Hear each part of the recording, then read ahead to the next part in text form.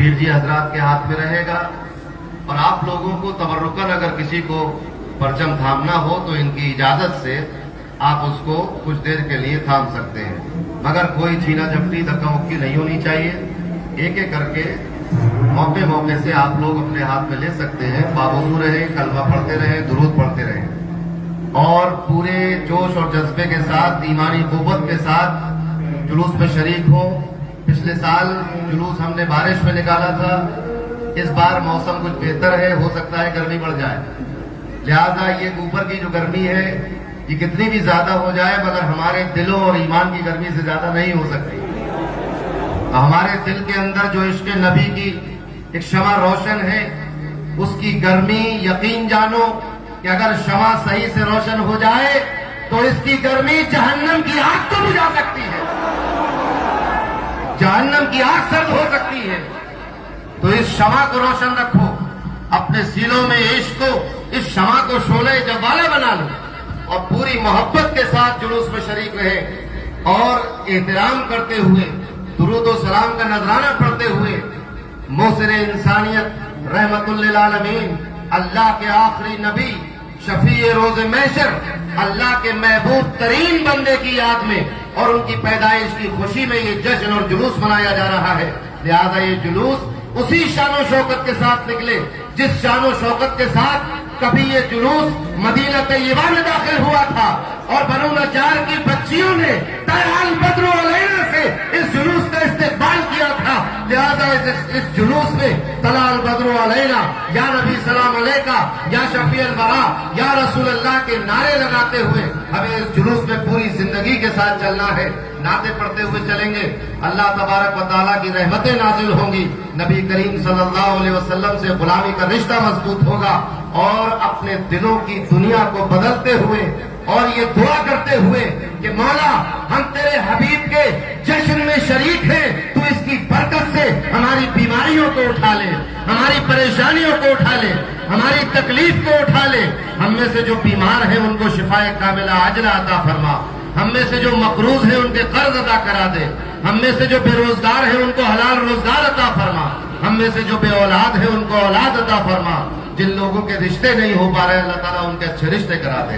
اپنی پریشانیاں، اپنی حاجتیں اپنے رب کے سامنے رکھتے ہوئے، آنکھوں میں آنسو لیے ہوئے اور دل میں ایمان کا جذبہ لیے ہوئے اس جلوس میں شریک ہو۔ اللہ تبارک و تعالیٰ اپنے حبیب کے صدقے چاند بنا سکتا ہے، سورج بنا سکتا ہے، دنیا پیدا کر سکتا ہے، جنت بنا سکتا ہے، جبریل کو پیدا کر سکتا ہے، ہماری مشکلیں دور کیوں نہیں کر سکتا؟ انشاءاللہ ہماری پریشانیاں دور ہوں گی، ہمارے غلط راستے ہم سے چھوٹیں گے، ہماری بری باتیں ہم سے چھوٹیں گی، نیک کاموں کی توفیق ملے گی، ایمان کا جذبہ ملے گا، رسول پر جینے کا، ان کی باتوں پر زندہ رہنے کا اور ان کی ناموس پر مرنے کا حوصلہ عطا کیا جائے گا انشاءاللہ۔ تو جلوس کا آغاز کیا جاتا ہے، پرچم پیر جی حضرات کے ہاتھ میں تھما دیجیے۔